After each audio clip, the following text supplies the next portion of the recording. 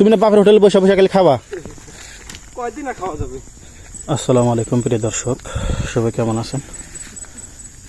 আমার সামনে যে দেখতেছেন মসজিদে ফল বাই করা হচ্ছে। তো যিনি ফল বাই করছেন ওনার চেহারাটা দেখেন কি অবস্থা। ওনার যে বয়স, এই বয়সে কিন্তু অনেকেই বাপের হোটেলে বসে খায়, আর বাপের হোটেল বসে না খেয়ে আসছে বিদেশের সংসারে হাল ধরার জন্য। দেখেন বয়স তো খুব বেশি না, 18 থেকে 19 বছর বয়স হবে।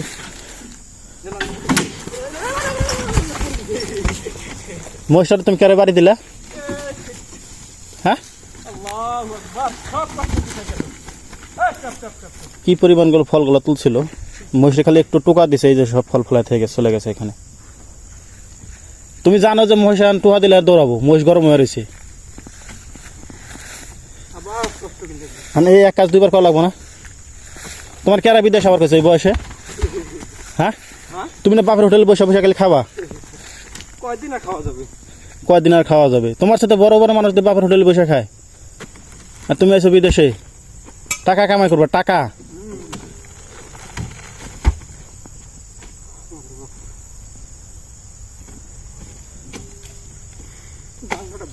এই বয়সে যদি এত পরিশ্রম করো, বাকি জীবন তো পড়ে রয়েছে।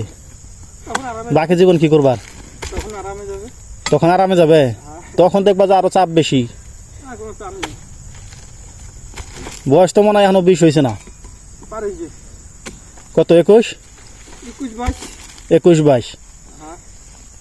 আমি তো 22-23 বছর বয়সে বিদেশে আসছি। তুমি তাও আইছো আরো 2 বছর ধরে। 2 বছর? কয় বছর হয়েছে? 2 বছর। 21 বছর যদি হয় তাহলে 19 বছর বয়সে তুমি বিদেশে আসছো।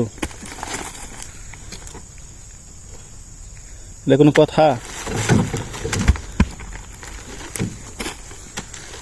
এবি তো হাত পরিশ্রম আসছিল তোমরা এই শরীর নিয়েই।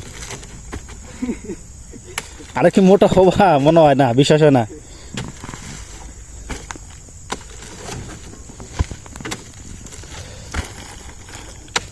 তো যারা বাবার হোটেলে বসে খান তাদের ছোট করার জন্য আমি কথাটা বলি নাই।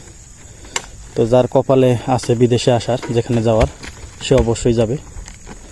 আমার কথা কেউ মাইন্ড করবেন না। আমিও 22 বছর বিদেশে আসছিলাম। যখন আমার বয়স 22 তখন আমি বিদেশে আসছি, আর এখনও ছুটি যায়নি বা দেশেও যায়নি একবারও। তো সবাই ভালো থাকবেন। দেখেন কোথায় উড়ে গেছে, এই ওটার উপর উঠছে রে।